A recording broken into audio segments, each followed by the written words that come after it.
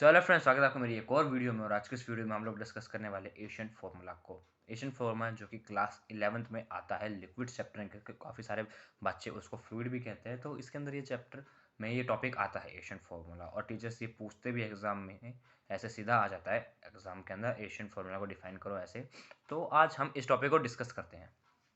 तो सिंपली समझो Asian formula में होता क्या है। तो एशियन फार्मूला देखो, सिंपली एक पाइप होती है, पाइप छोड़ो एक ट्यूब होती है। तो कंसीडर करो ये एक ट्यूब है, ठीक है। आप चिंता मत करना, आपको एक एक चीज़ मैं लिखवा दूंगा कि इसमें मतलब क्या क्या होता है। तो आपको एक एक चीज़ लिखवा दूंगा, तो आपको कोई टेंशन लेने की बात नहीं है। सपोज ये एक ट्यूब है। अब जो ये ट्यूब है ना, इसको हम कहते हैं कैपिलरी ट्यूब। समझ गए? इसको कहते हैं, मैं लिख देता हूँ, कैपिलरी ट्यूब। इसको हम कैपिलरी ट्यूब कहते हैं।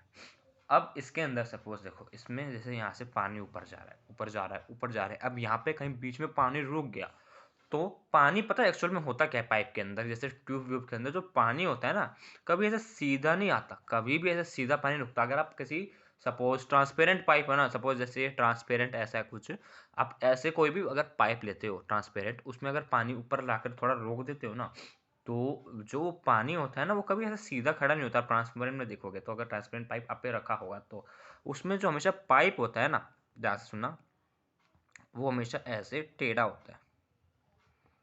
समझे?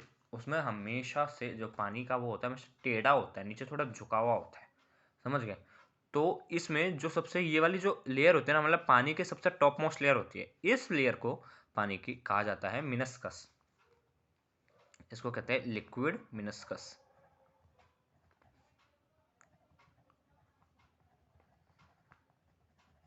इस टॉप मोस्ट लेयर को लिक्विड मिनिस्कस कहा जाता है। ठीक है, इतना समझ चुके हो आप? अब देखना, यहाँ पे पानी है, ठीक है।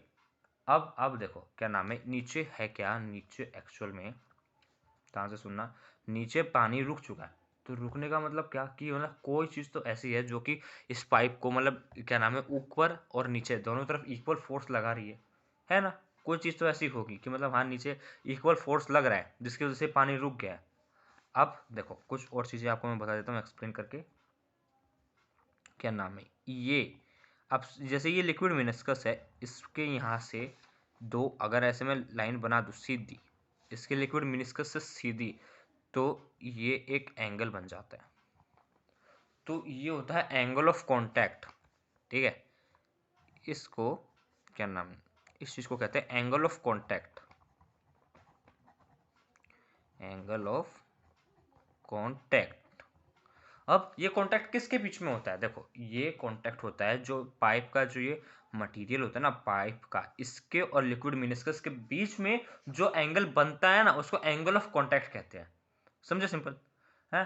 अब जैसे ये यहाँ पे लाइन जा रही है, अब इस लाइन को मैं यहाँ पे सीधा सीधा कर दूं, और इसको भी मैं यहाँ से सीधा कर दूं, ठीक है। अब इसको मैंने यहाँ से सीधा किया, तो क्या नाम है, अब इसमें अगर ये एंगल यहाँ पे है, तो सेम एंगल, जितना एंगल यहाँ है उतना यहाँ पे भी बनेगा। तो यहाँ पे भी इस एंगल को लिख लेते हैं। अब ध्यान से सुनना, अब इस जो एंगल है ना, इसके कर लेते हैं दो पार्ट। एक जाएगा इधर की तरफ और एक ऊपर की तरफ। समझ गए? अब देखो, आप सबको पता है कि अब जिधर की तरफ हमारा थीटा बनता है, एंगल बनता है, उधर की तरफ जो हमारा जा रहा होता है उसको कहते हैं हम साइन, और जो अपोजिट साइड होता है उसको कहते हैं कोस। तो इधर की साइड जो एंगल वो हो रहा है, लाइन ये जा रहा है, इसको कह लेते हैं हम एस कॉस, ठीक है। और इधर हम कह देते हैं एस साइन। अब हम देखते हैं कि यहाँ पे बैलेंस क्या हो रहा है, आपस में चीज़ें बैलेंस किसको कर रही है, ठीक है। तो अब ध्यान से सुनना, ये एस साइन थीटा यहाँ पे, एस साइन थीटा यहाँ पे, ये एस साइन थीटा जो आपस में है, ये एक दूसरे को कैंसिल आउट कर रहे हैं। कैसे कर रहे हैं? अपोजिट साइड है, तो अपोजिट साइड में क्या नाम है, अपोजिट साइड में ये एक दूसरे के इक्वल है। अब ये यहाँ पे, ये यहाँ से नहीं हिल रहा है, ये यहाँ से नहीं हिल रहा, तो मतलब ये एक दूसरे के इक्वल एंड अपोजिट फोर्स लगा रहे हैं। समझ गए? तो और पानी को ऊपर जाने में किसने हेल्प करी? एस कोस थीटा ने हेल्प करी होगी। देखो एस कोस थीटा ऊपर की तरफ है, तो मतलब पानी ऊपर जा रहा होगा, तो किसने मदद करी ऊपर जाने में? एस कोस थीटा ने लगाए। लेकिन अब ये पानी जो है रुक चुका है, तो इसका मतलब क्या, नीचे कौन सी फोर्स लगती है? mg लगती है, नहीं लगती? समझ आ रहा है? समझ आ रहा है? देखो समझ आ रहा है ना, नीचे लगती है mg और ऊपर लग रहा है एस कोस थीटा। अब सपोज देखो, अगर मैं ये पेन है इसको यहाँ से अरे निकल गया, देखो सॉरी, क्या नाम है, ये पेन है, अब मैं इसको यहाँ से खींचूँ, यहाँ से खींचूँ, क्या नाम है, अगर यहाँ ज़्यादा फोर्स होगी तो इधर चला जाएगा, यहाँ ज़्यादा फोर्स होगी तो इधर चला जाएगा, लेकिन अगर दोनों तरफ इक्वल फोर्स रहेगी तो ये इधर ही रहेगा ना। अब ये जो मिनिस्कस है, इसकी टॉप मोस्ट लेयर ये इधर ही है, तो इसका मतलब क्या हुआ कि जो पानी है वो mg और ये एस कोस थीटा बराबर हो चुका है ना। तो सिंपली देखो एशियन फॉर्मूला यही होता है, ज़्यादा इसमें कुछ डिटेल में बात करने की नहीं है। अब मैं आपको इसके कुछ वो बता देता हूँ आगे की, जैसे इसकी डेफिनेशंस कि क्या क्या होते हैं। तो सबसे पहले इसमें एक चीज़ आती है जो कि मैं आपको बता चुका हूँ सबसे पहले, कैपिलरी ट्यूब। आओ इसको लिख लेते हैं, एग्जाम में पूछा जाता है, एग्जाम में देखो आता है 5 नंबर में, तो ये पक्का आता है एशियन फॉर्मूला 5 नंबर में, तो आपको काफ़ी सारा ड्राइव करके इसको लिखना पड़ेगा। तो आओ इसको डिस्कस कर लेते हैं। पहले आता है कैपिलरी ट्यूब। कैपिलरी ट्यूब क्या, इसको क्या कहते हैं? देखो, it is the fine glass tube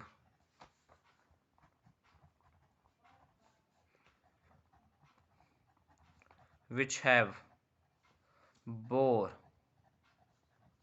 on both the ends। अब बोर मतलब क्या होता है? देखो बोर मतलब ये होल, मतलब जो आगे ऊपर नीचे से दोनों तरफ से ओपन हो, उसको बोर कहा जाता है। अब पाइप है यार, ट्यूब है, ट्यूब में तो सिंपल होता है कि मतलब इसका एक ओपनिंग साइड होगा, इसका एक एंडिंग साइड हो रहा होगा, तो मतलब दोनों तरफ से खुला ही होगा ना, इसलिए इसको बोर कहा जाता है। अब इसमें एक आती है कैपिलैरिटी, इसमें ये फिनोमिना होता है एक टाइप से, आप कह सकते हैं कैपिलैरिटी। कैपिलैरिटी क्या होता है? It is the rise of liquid in a capillary tube. समझे? तो इसमें कभी कैपिलैरिटी होता है। अब इसमें आपको मैंने एक चीज और बताई थी, लिक्विड मिनिस्कस।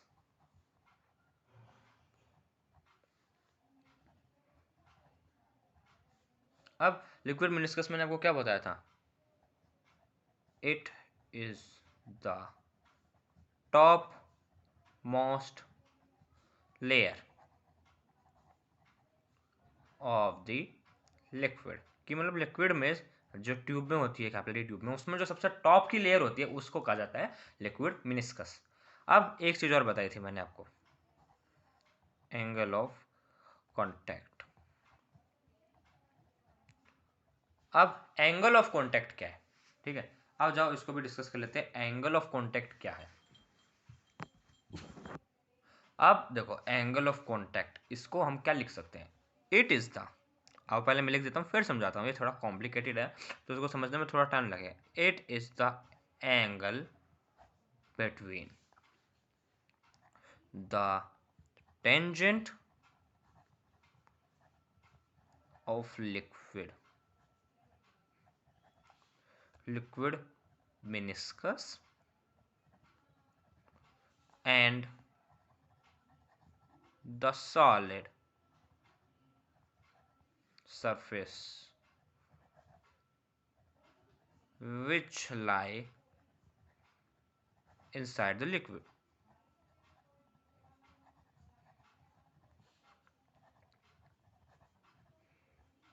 अब इसको ध्यान से सुनना, मैंने आपको पहले कहा था कि ये जो चीज होती है ये एंगल ऑफ कांटेक्ट होता है। अब ये टेंजेंट कैसे हुआ? मैं तो देखो, आप सपोज देखो, अब मैं इसका सिर्फ मिनिस्कस मिनिस्कस ले लूँ तो ये ऐसा है, ठीक है। अब सपोज इसको मैं पूरा बनाना चाहूँ तो एक सर्कल बनेगा, बनेगा नहीं बनेगा? अब ये तो एक ऐसा पॉइंट है ना इसमें कि ये बस को एक एक उससे पॉइंट से टच कर रहा है, तो मतलब क्या, अगर मैं इस एंगल को बनाना चाहूँगा तो ये ऐसे, अब मैं इसको वहाँ भी एक्सपेंड किया था तो ये ऐसा है। अब इस चीज़ को कहते क्या है? अब ये जो मैंने बनाया ये होता तो टेंजेंट ही है ना, समझ गए होंगे, क्योंकि इसको मैंने क्यों टेंजेंट कहा, तो अब ये इसकी वॉल हो गई थी, तो ये टेंजेंट ये वॉल, तो इसको इसलिए इसकी ये इसकी डेफिनेशन आपको एग्जाम में ये लिखनी है एंगल ऑफ कांटेक्ट की। बाकी एंगल ऑफ कॉन्टैक्ट की डिपेंडेंस भी पूछी जाती है एग्जाम के अंदर, तो आप इसको लिख सकते हो। क्या नाम है, सिंपली अलग अलग पॉइंट्स में मैं आपको एक पॉइंट में समझा देता हूँ कि ये किस किस पे डिपेंड करता है। तो सपोज इसको देखो, ये इसको आप अलग अलग पॉइंट में ज़रूर लिखना। Depend upon nature of liquid, और दूसरा होता है नेचर ऑफ कैपिलरी ट्यूब,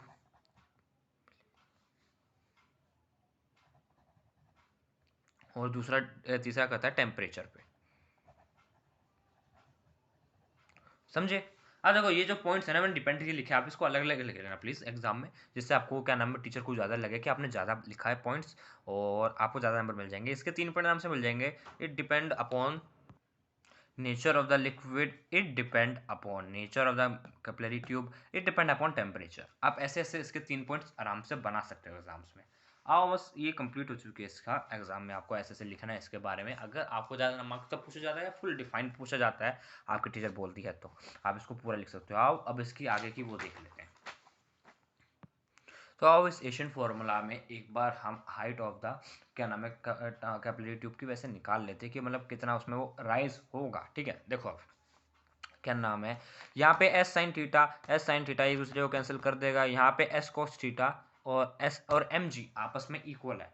अब हम इन दोनों के एवर इसको रिलेशन में ले लेते हैं, एस कोस थीटा को और एम जी को। तो एस कोस थीटा कौन सी फोर्स है, अपवर्ड फोर्स, और एम जी कौन सी है, डाउनवर्ड फोर्स। तो इससे क्या नाम है लिख लेते हैं। तो लिखो, तो फोर्स अपवर्ड कौन सी है, क्या नाम है, एस कॉस थीटा है। अब इस एस कॉस थीटा को ना मैं 2πr से मल्टीप्लाई कर दूंगा, मतलब उसके जो ऊपर का जो क्या नाम है कैपिलरी ट्यूब का टॉप है उसके सर्कमफ्रेंस है। वो मैंने क्यों किया, अब देखो इसलिए किया क्योंकि देखो ये जो हमारा एस को थीटा लग रहा है ये किसी एक पॉइंट पे तो लग नहीं रहा, जितना फोर्स यहाँ लग रहा है उतना यहीं लगेगा, उतना यहाँ लगेगा, उतना यहाँ भी लगेगा। मतलब हर जगह एस को थीटा इक्वल लगना चाहिए ना, हर जगह लग रहा है वो एक उसके सर्कमफ्रेंस के। तो इसलिए मैंने इसको 2πr से मल्टीप्लाई किया, समझ गए? तो अब इसको ऐसे लिख सकते हैं। अब हम इसका निकालते हैं डाउनवर्ड फोर्स, डाउनवर्ड। तो इसका भी mg कर लेते हैं, तो क्या निकलेगा, तो फोर्स को मैं क्या लिख सकता हूँ, डेंसिटी इंटू में वॉल्यूम में लिख सकता हूँ। तो वही सिंपली डेंसिटी इंटू में वॉल्यूम और g। अब वॉल्यूम का फॉर्मूला लगा देते हैं। तो वॉल्यूम का फॉर्मूला यहाँ पे सिलेंडर का लगेगा, तो पाई आर स्क्वायर एच जी। और अब इस चीज को हम इक्वेशन 1 डिनोट कर लेते हैं, इस चीज को इक्वेशन 2। अब ये फोर्स एक दूसरे को कैंसिल आउट कर रही थी, तो कैंसिल आउट कर रही तो मतलब ये दोनों इक्वल होंगे। तो अब इन दोनों को आपस में बराबर ले लेते हैं। From equation 1 and 2 S cos theta into में 2πr डेंसिटी, ये सारी चीजें लिख दो। अब देखो क्या क्या कट सकता है इसमें से। अब ये आर है, आर में से एक आर ये कट गया।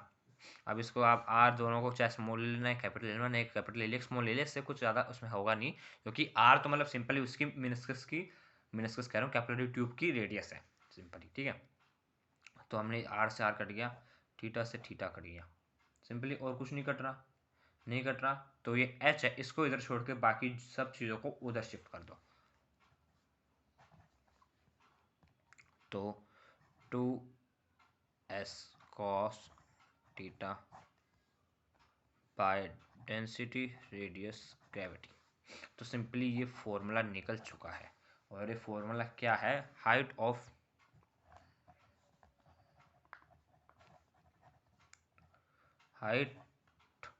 हाइट निकली है। ठीक है, सपोज ये बस हाइट निकली कैपिलरी ट्यूब के अंदर की, मतलब कितने ऊपर तक वो राइज होगा लिक्विड, तो ये उस चीज की हाइट निकली है। अब इसमें एक चीज और भी आती है कि हाइट ऑफ क्या नाम है एग्जाम में पूछी जाती है, अलग क्वेश्चन में इसी में आती है कि जो रेडियस का मिनिस्कस है, कि मतलब इसका जैसे ये मिनिस्कस इसका होता है, तो इसका क्या रेडियस होगा। मिनिस्कस का कोई ना कोई तो रेडियस होना चाहिए ना। अब सपोज ये जो रेडियस था ये उसका था कैपिलरी ट्यूब का। लेकिन रेडियस का अगर मेनिस्कस निकालने को बोले तो आप कैसे निकाल लोगे एग्जाम में? अब वो देखो ध्यान से सुनना एक बार, ठीक है? अब देखो ध्यान से सुनो, ये है, अब सपोज ये मेनिस्कस है, इसको मैं पूरा खोल दूं जैसे मैंने पहले बताया था, तो ये एक सर्कल बन जाएगा नहीं बन जाएगा? अब ये, इसको हम ले लेते हैं स्मॉल आर, जो कि यहाँ पे है, ये है उसका कैपिलरी ट्यूब का रेडियस, और अब इसका ये है इस सपोज इसके कैपिलरी इसका मेनिस्कस का रेडियस, और हम इसको अगर हम इसमें पाइथागोरस छोड़ो, अगर इसमें ये राइट एंगल बन रहा है तो हमें ये निकालना है कैपिटल आर, ठीक है? कैपिटल आर से हमें इसका निकालना है, तो इसके बीच में लगा दो थीटा, ठीक है? लगा दिया। अब देखो, अगर आप ये हाइपोटेन्यूज हो गया, ये इसका बेस हो गया, तो कॉस लगा दो, तो कॉस में आर बाय ये आ जाएगा। अब इस आर को इधर भेज दो, क्योंकि हमें इस आर की वैल्यू इधर पुट करनी है, तो हमें इस आर की वैल्यू निकालनी पड़ेगी। अब ये आर हमने निकाल दिया आर कॉस, तो अब इसको इधर पुट कर दो। अब हमें ये तो पता है ना कि हमें तो ये पता है ना कि ये हमारे पास आर दे रखा है इसकी, तो अब ऐसे करके इसमें वैल्यू पुट कर दो। मतलब एक्चुअल में फॉर्मूला पता क्या, अगर आपको हाइट पूछी जाए उसकी इन टर्म्स ऑफ रेडियस, इसकी क्या नाम है, इस चीज़ की, अगर इस चीज़ की आपको रेडियस में अगर हाइट पूछी जाए तो इसमें आप वो भी ऐसे निकाल सकते हो। आप समझो इस बात को। तो अब मैंने ये पुट कर देता हूँ, एस कॉस थीटा से एस कॉस थीटा कट गया, तो बचा क्या, 2s डेंसिटी ग्रेविटी और ये आर, तो ये इसका फॉर्मूला निकल चुका है। तो सिंपली ये था भाई लोग आज का टॉपिक, बड़ा सिंपल टॉपिक था, आई होप आपको समझ आया होगा। मतलब ये देखो इसमें था क्या, इसमें जो रेडियस हमें किस चीज़ की दे रखी थी, ऊपर वाले में हमें रेडियस अगर उसकी दे रखी हो कैपिलरी ट्यूब की, तो इस हमें ये वाला फॉर्मूला लगाना पड़ेगा। लेकिन अगर हमें जो रेडियस है वो मेनिस्कस की दे रखी हो, तो हमें उस टाइम पे ये फॉर्मूला यूज़ करना है। सिंपली इस चीज़ की बात हो रही है। बाकी अगर आपको रेडियस उसमें निकालना है तो आप इसको शिफ्ट कर सकते हो आपस में, आपको आराम से रेडियस भी निकाल सकते हो, जो मर्जी चाहे वो निकाल सकते हो। तो आई होप आपको ये वीडियो समझ आई होगी और कोई डाउट नहीं आया होगा। अगर आपको कोई डाउट आया तो आप मुझे कमेंट सेक्शन में बता देना, मैं आपको उसका आंसर ज़रूर दूंगा। तो फ्रेंड्स, आज की वीडियो को मैं यहीं ख़त्म करता हूँ, मिलते हैं अगली वीडियो में, तब तक के लिए बाय बाय।